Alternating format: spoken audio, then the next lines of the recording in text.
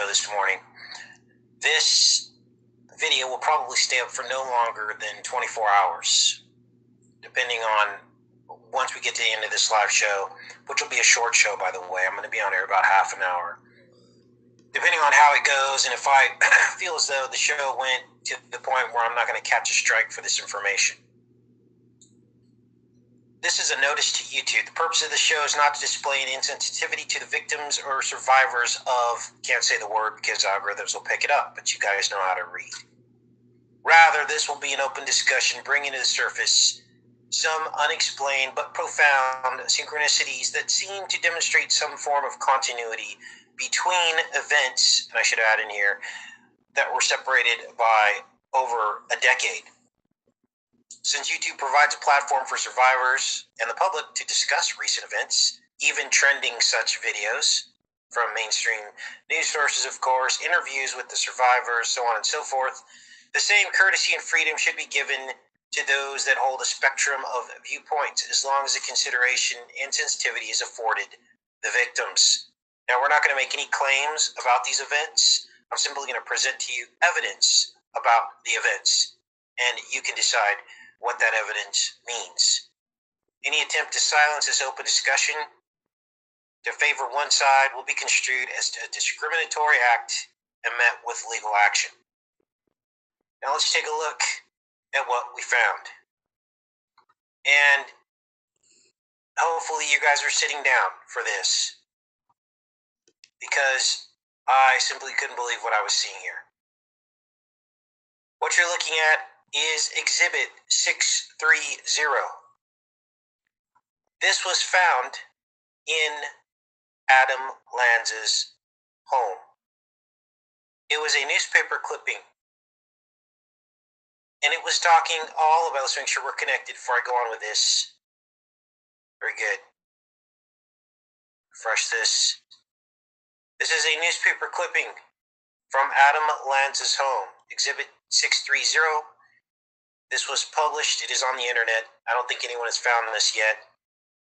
And they are talking about the shooting that happened in northern Illinois on Valentine's Day 2008, exactly 10 years before the Parkland shooting. This is the shooting here. This is the perpetrator, alleged perpetrator, February 14th, 2008. He was 27 years old. This was a mass shooting that predated the Newtown massacre, yet a newspaper clipping of this story was found in Adam Lanza's home, the alleged killer of the kids at Sandy Hook. Here's the entire story. Now, your first question is, why would Adam Lanza have a newspaper clipping of a Valentine's Day shooting? Well, when you account for the fact that this shooting actually occurred on the 88th meridian, 88 degrees west is where this occurred, and you account for the fact that there are 1,888 days between the Sandy Hook shooting and the Parkland shooting, which I just uploaded a video on that. That is very strange, but it gets even more strange. Again, this video is going to be up for 24 hours. We're going to go back to this newspaper clipping that was found in Adam Lanza's, it may have even been his room. Let's take a look at this. Here it is. It's whatever that did. Why is this playing? Search warrants until today give new insight into the senseless massacre in Newtown, Connecticut. Always a problem, right? Here it is listed. Let's see here. Let's go here. Find Valentine's Day. This is it in the New York Times. Additional materials turned up in the searches might contain clues into Mr. Lanza's thoughts in the days and weeks before the quote unquote, whatever we want to call it, but their contents were not divulged. Police officers found 7 journals written by Mr. Lanza, along with several of his drawings. The drawings were not described. Besides 3 photographs of what appears to be you guys can read, there was an article from the New York Times in February 2008 about a shooting at Northern Illinois. In this shooting, Stephen Kazmierzak killed 5 people and injured 21 on Valentine's Day before he killed himself. This was found in Adam Lanza's room. Now what I'm going to show you next is simply, I don't understand. Why is Jared Kushner's picture and story on this exhibit, in this clipping that was found in Adam Lanza's home?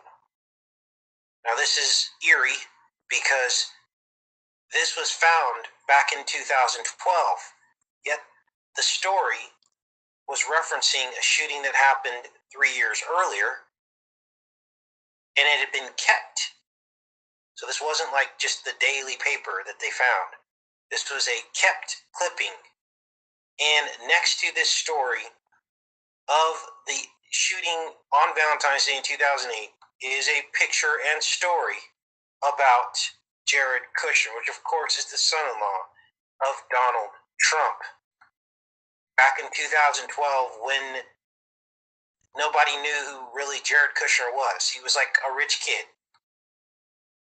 Now, I read through this story, and I'll put a link of this so the story can get out. Whoever wants to share this information. Again, I don't know what all this means. It means something. This is a link to the story, and there he is, Jared Kushner, the son-in-law of the current President of the United States. And here we are, full circle. This article again found in 2012 in the room of Adam Lanza. Talk about weird. Now, I read through this whole thing as much as I could because it's just a clipping. You don't see the whole story. But this is about Jared Kushner's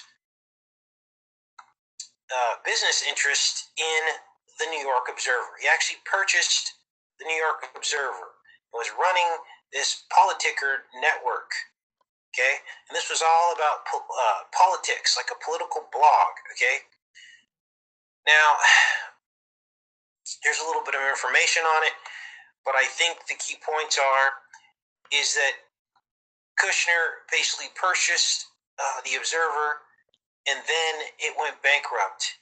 This article goes on to tell you about half a dozen other business ventures trying to become the next media mogul. Now, this is important because the media is what we're dealing with right now.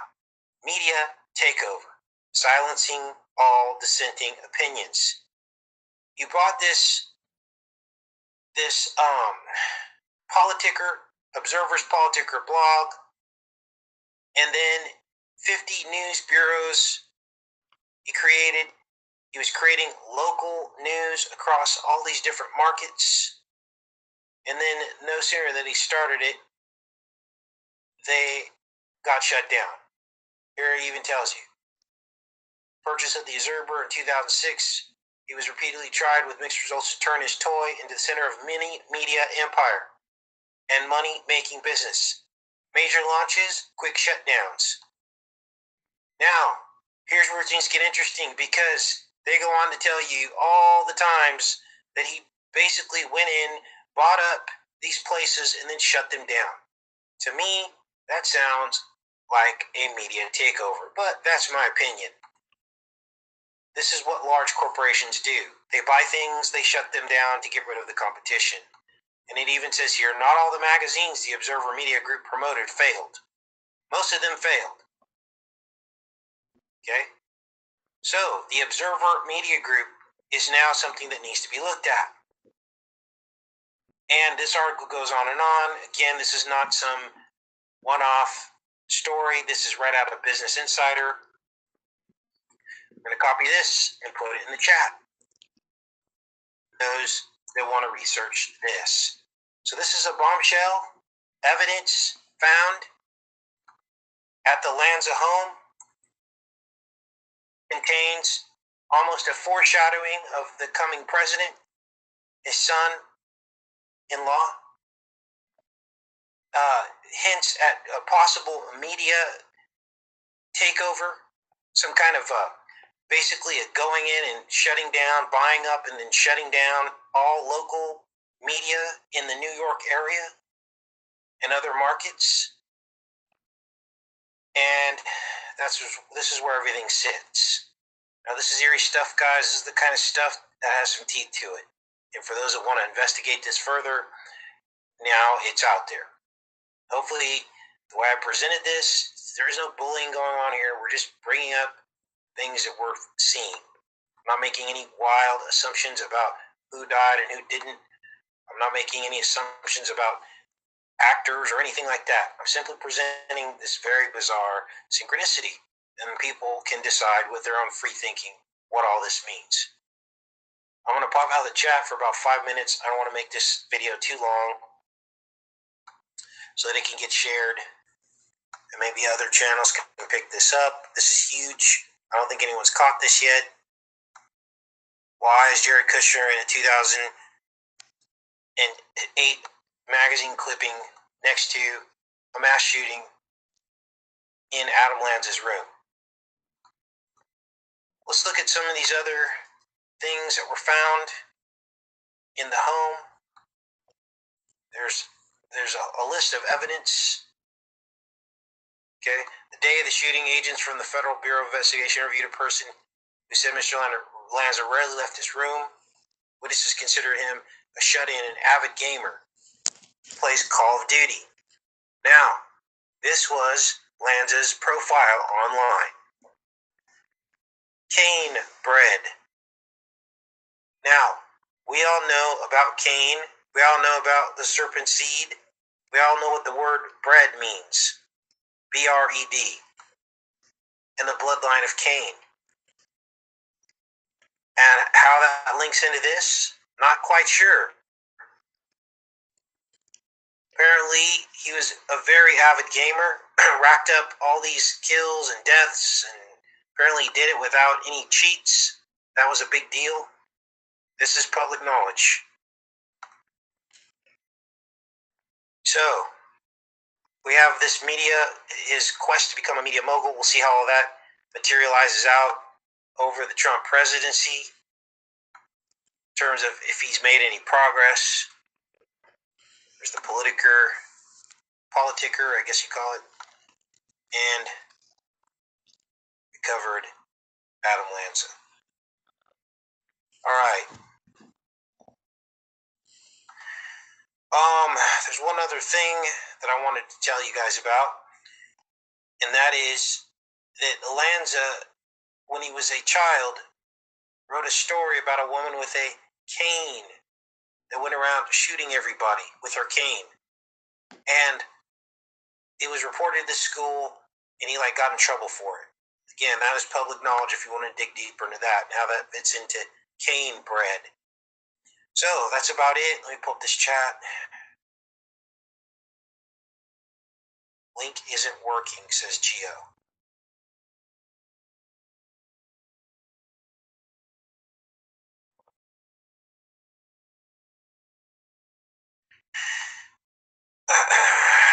Which site? Kushner's. Which site is it saying it won't get to? What are you guys looking for?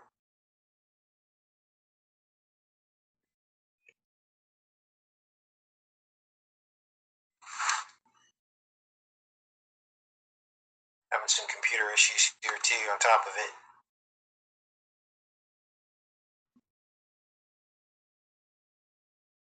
All right, second link. That would be the one on the media? Business Insider. Okay, let's try that one. Okay, I wonder why this isn't working.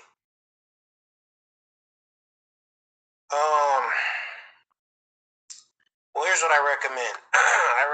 Because it's France, probably that's why. It's .fr. That's probably why. I would just take this title and I'll paste it in here, and you can snap this title, and the story should come up. Okay. Just it happens to be on France's server, and you guys probably don't have access to that for some reason. All right, so let me pull this chat back up. So that's about it. I wanted to get the information across clear and concisely, get it out there so that you guys can have the tools that you need to figure all this out. Someone will probably do like a vote story on it or whatever. Make sure you link this video if you're going to post this anywhere on a forum. Make sure you link to this live show. All right. Some of you are just showing up. God help America. 12/14/2012 to 2/14/2018. 1,888 days between the two events, the shootings. This is unbelievable. This is the man that we are told carried out the event in Newtown, Connecticut. And 1,888 days later, Canebread, yes, Canebread, was his online screen name, as he used to play these video games for hours on end, shooting and killing things. And yet, this isn't even part of the debate about gun control. When I put the numbers in between the dates, it sent a chill up my spine, because this suggests something far, far deeper than any of us could ever imagine. Adam Lanza allegedly notched up 83,000 kills on his beloved video game, including 22,000 headshots, as he trained himself for the events in Newtown. They also allege that he wore head-to-toe military garb, and in this first event, he had mental, quote-unquote, mental problems. And here we are, full circle, in 2018, and the debate is surrounding mental stability. Canebread, bread of Cain. What does all this really mean? Take care and be safe, everybody.